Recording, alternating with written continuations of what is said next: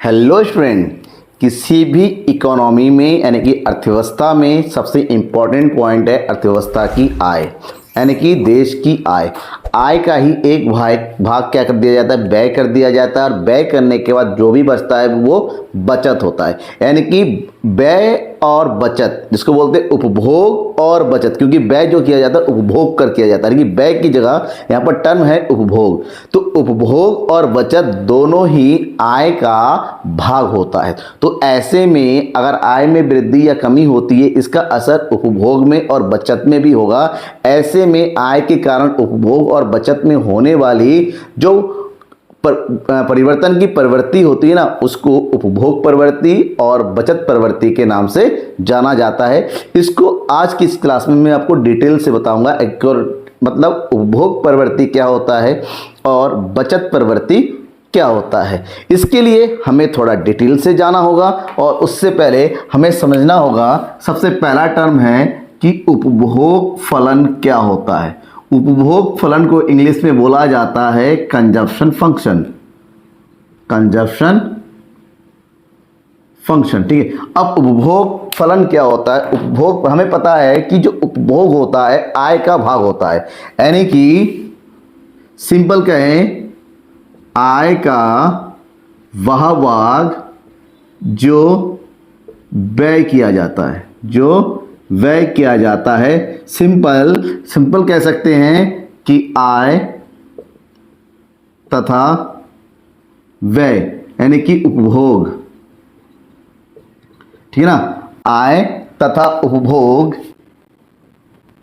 के मध्य संबंध को हम उपभोग फलन के नाम से जानते हैं, और इस संबंध को हम दिखा सकते हैं C equal to function of y, यानी कि ये सिंपल होता है जो ये बताता है कि y का एक भाग हम क्या करते हैं, उपभोग कर लेते हैं, उपभोग पर व्यय कर देते हैं। और जो व्यय करने की जो प्रवृत्ति है कि जितना भाग हम खर्च कर देते हैं, कोई 80% खर्च करता है, कोई 70% खर्च करता है, तो यहीं से टर्म निकल के आता है जिसको हम बोलते हैं उपभोग प्रवृत्ति। क्या बोलते हैं? उपभोग प्रवृत्ति। इंग्लिश में बोला जाता है इसको प्रोपेंसिटी टू कंज्यूम। क्या बोलते हैं? Propensity to consume. अब क्या होता है, प्रवृत्ति का मतलब समझ लेना। अगर इसकी सही मतलब की बात करें, प्रवृत्ति का मतलब होता है आदत, मतलब हमारी खर्च करने की आदत कितनी है। तो सिंपल हम कहें कि आय तथा उपभोग के मध्य कैसे संबंध को, अनुपातिक संबंध को, अनुपातिक संबंध को हम क्या बोलते हैं, उपभोग प्रवृत्ति कहते हैं। कि आय का कितना भाग व्यय कर दिया जाता है। और जब उपभोग प्रवृत्ति की बात करते हैं तो मान लीजिए हमारे पास क्या दे रखा है, आय दिया हुआ है। आय दिया हुआ 0, 200, 400, 600 और 800, और इसी का एक भाग हम क्या कर देते हैं, उपभोग पर खर्च कर देते हैं। उपभोग मतलब C, कैपिटल C, ठीक है। तो कितना खर्च कर देंगे हम, 100, 200, 300, 400, 500। एक समय ऐसा होता है कि उपभोग हमारा आय से ज़्यादा होता है, लेकिन जैसे जैसे आय में वृद्धि होती चली जाती है, उपभोग में भी वृद्धि होती है, लेकिन आय की तुलना में कम। तो इसी प्रवृत्ति को हम उपभोग प्रवृत्ति के नाम से जानते हैं। और उपभोग प्रवृत्ति को अगर सही से हम समझें, इसके दो भाग होते हैं, यानी कि उपभोग प्रवृत्ति के दो पार्ट होते हैं, दो तरीकों से समझ सकते हैं। जिसमें सबसे पहला होता है औसत उपभोग प्रवृत्ति। औसत उपभोग प्रवृत्ति। औसत उपभोग प्रवृत्ति को इंग्लिश में बोला जाता है एवरेज प्रोपेंसिटी टू कंज्यूम। इसलिए शॉर्टकट में इसका नाम रखा हुआ है APC, average propensity to consume. जबकि इसका दूसरे भाग का नाम है, इसको बोलते हैं हम सीमांत उपभोग प्रवृत्ति, ठीक है। और इसको शॉर्टकट में बोला जाता है MPC, क्योंकि इंग्लिश में इसको बोलते हैं मार्जिनल प्रोपेंसिटी टू कंज्यूम। अब ये दोनों है क्या, इसके बारे में समझते हैं। तो एक एक करके समझ। सबसे पहला हम समझेंगे औसत उपभोग प्रवृत्ति को, यानी कि APC को। अगर APC को समझे, औसत उपभोग प्रवृत्ति को, ये है क्या। एक्चुअली में क्या होता है ना, हमारे पास जो भी आय होता है, टोटल कुल आय, उसका एक भाग तो हम खर्च करें, यानी कि कुल आय और उसमें से होने वाला कुल व्यय, इन दोनों के बीच का एक जो अनुपातिक संबंध होता है ना, उसे ही औसत उपभोग, क्योंकि कुल से औसत निकलता है, तो कुल आय और कुल व्यय उपभोग का जो संबंध होता है, तो सीधे कहें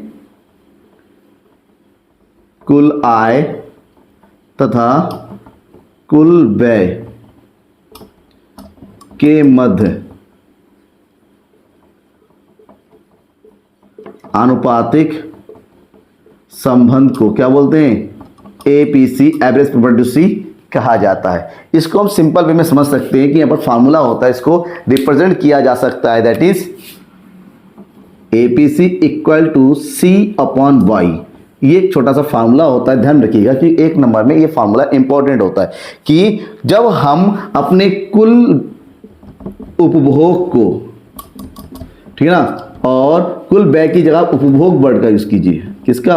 उपभोग। तो कुल उपभोग को हम कुल आय से अगर भाग कर देते हैं तो जो भी आपका आंसर होता है ना, उसे हम क्या बोलते हैं?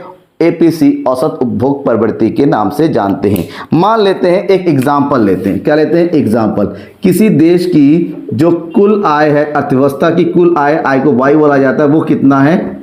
1000 करोड़ रुपए है, और वहीं पर जो उसका व्यय हो रहा है, यानी कुल व्यय कितना है, कंजप्शन कितना है? 800 रुपए है।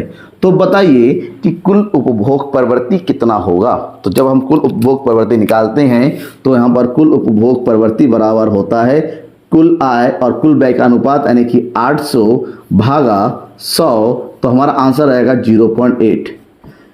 उपभोग प्रवृत्ति में एक औसत उपभोग प्रवृत्ति के बारे में ध्यान रखिएगा। औसत उपभोग प्रवृत्ति हमारा में भी एक से एपीसी, जो हमारा एक से ज़्यादा हो सकता है, तब होगा जब हमारा पास इनकम कितना होगा? जीरो इनकम होने पर भी कंजप्शन कुछ ना कुछ होता है, क्योंकि हम कंजप्शन को कभी जीरो नहीं कर सकते। और ये एपीसी हमारा बराबर हो सकता है एक के, तब होगा जब इनकम और कंजप्शन, यानी कि उपभोग दोनों ही बराबर होता है, तब ये बराबर होता है। ये कभी भी हमारा जीरो से कम नहीं होगा, जीरो से कम कभी नहीं हो सकता, एक से ज्यादा हो सकता है, एक के बराबर हो सकता है, ठीक है। तो हम बात करेंगे सीमांत उपभोग प्रवृत्ति। सीमांत का मतलब होता है अंतर होना, परिवर्तन होना, यानी कि अगर हमारी इनकम यानी कि आय में परिवर्तन होता है तो जाहिर सी बात है हमारे उपभोग में भी परिवर्तन होता है। क्यों? क्योंकि जैसे ही इनकम बढ़ेगी कुछ भाग तो हम अपने खर्च में लगाएंगे, यानी कि हमारा खर्चा बढ़ जाएगा, यानी कि सीधी सी बात है कि आय में परिवर्तन होगा तो उपभोग में परिवर्तन होगा। तो इन दोनों के बीच का जो संबंध होता है ना, उसी को हम जो है सीमांत उपभोग प्रवृत्ति के नाम से जानते हैं। इसको हम यूं लिख सकते हैं, ठीक है ना, आय में होने वाले परिवर्तन तथा उपभोग में परिवर्तन के मध्य अनुपात को हम क्या बोलते हैं? सीमांत उपभोग परिवर्तन कहते हैं। और यहाँ पर जो परिवर्तन होता है ना, उपभोग में परिवर्तन, उपभोग में परिवर्तन को शो किया जाता है डेल्टा सी है, क्योंकि यहाँ पर डेल्टा का मतलब होता है परिवर्तन। जहाँ पर ये चिन्ह आपका त्रिभुज आकर ट्रायंगल मिल जाए तो समझना वो परिवर्तन लिखा हुआ है, और आय में जो परिवर्तन होता है इसको लिखा जाता है डेल्टा वाई से।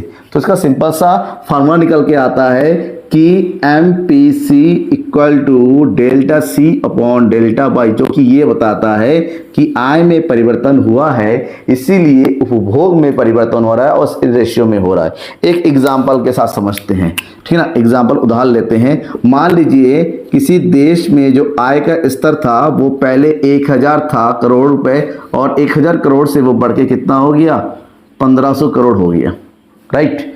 जब 1000 करोड़ से 1500 करोड़ हो गया तो ऐसे में उसका जो उपभोग होता है सी, वो रुपए 800 से बढ़कर कितना हो गया?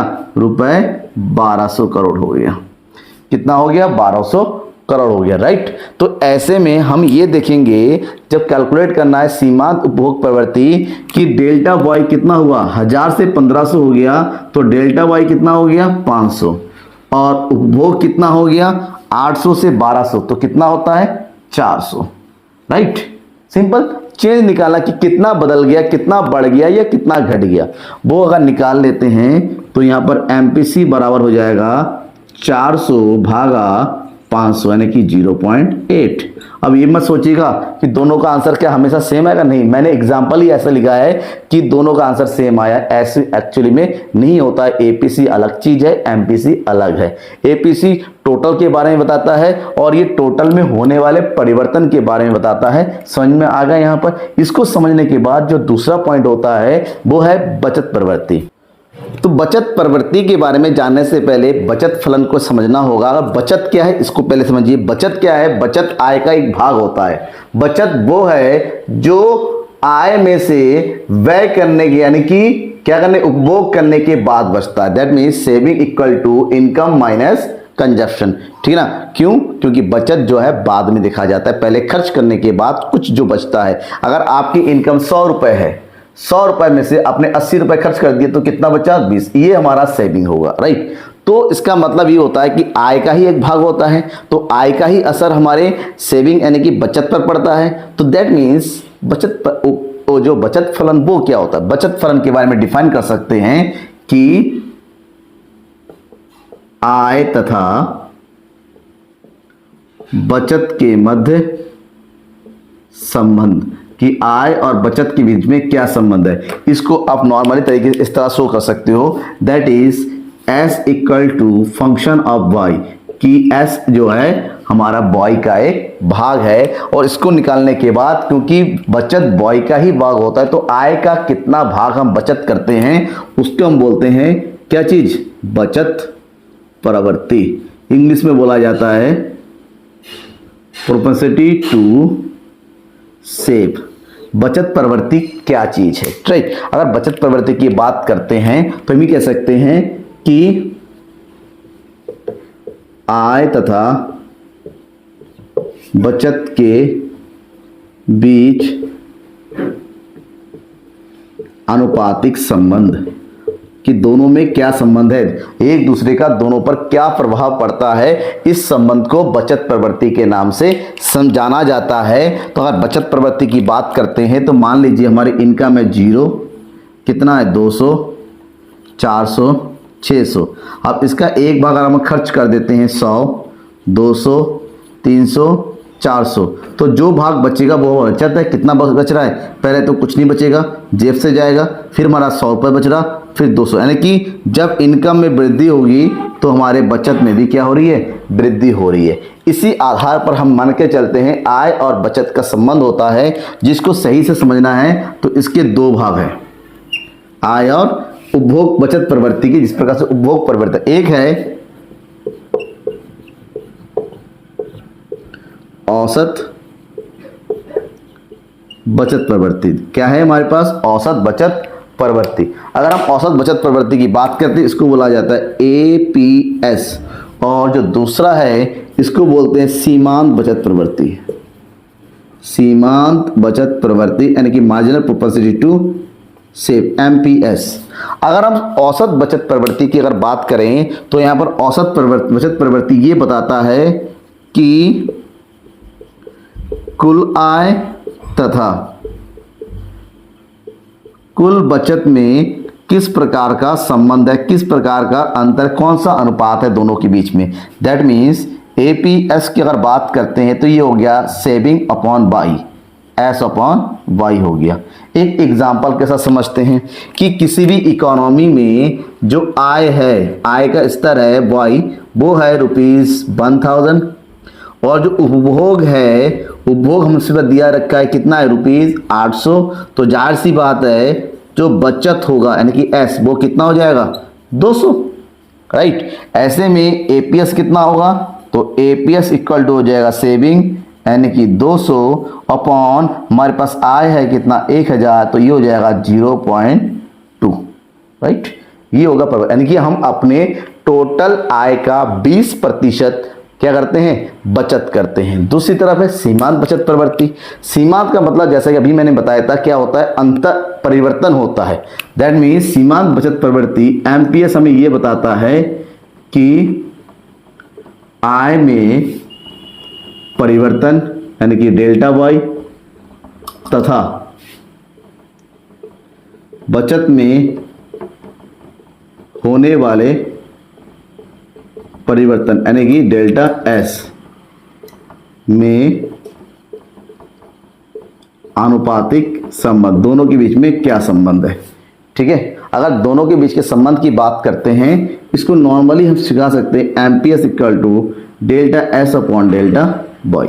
इस छोटे से फार्मूले से इसको डिफाइन कर सकते हैं, राइट, कि दोनों के बीच में जो परिवर्तन हो रहा है उन परिवर्तनों का अंतर जो है सीमांत बचत प्रवृत्ति के नाम से जानते हैं।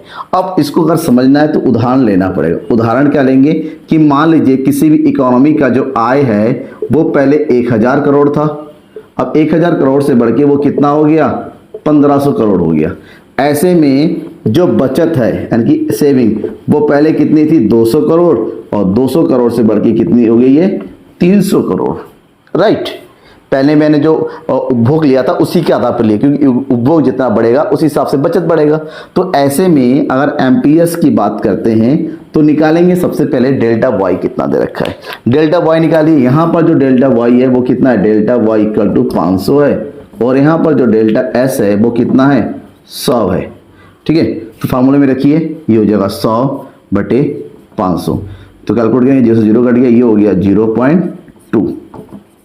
ठीक है, सिंपल। ये 1 मार्क्स में भी आपके एग्जाम में पूछा जाता है, क्योंकि अब एमसीक्यू ज्यादा आने लगे हैं, तो एमसीक्यूज में इस तरह छोटे छोटे क्वेश्चंस आने के चांसेस ज्यादा होते हैं। तो ये वाला टॉपिक कवर हो जाता है। मेरे ख्याल से आपको समझ में आ गया होगा। इसमें कोई ऐसी पॉइंट नहीं है जो आपको साइंस, ऐसा रॉकेट व साइंस वगैरह की बात नहीं है कि समझ में ना आए। तो बिल्कुल सिंपल टॉपिक है, समझ में बिल्कुल आ जाना चाहिए। अगर तब भी नहीं आया है, एक आध पॉइंट कहीं पर भी आपको दिक्कत आ रही है, उसको दिक्कत को दूर करने के लिए हमेशा मैं हाजिर हूं आपकी सेवा में। बस आप कमेंट बॉक्स में अपने डाउट को लिखकर बताइए, आपके हर एक डाउट को पूरा करूंगा। Thank you and bye.